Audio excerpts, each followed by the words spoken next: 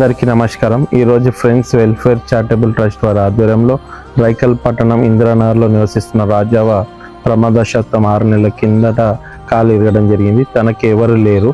తను 6 నెలల నుంచి మంచంలోనే ఉండడం జరిగింది.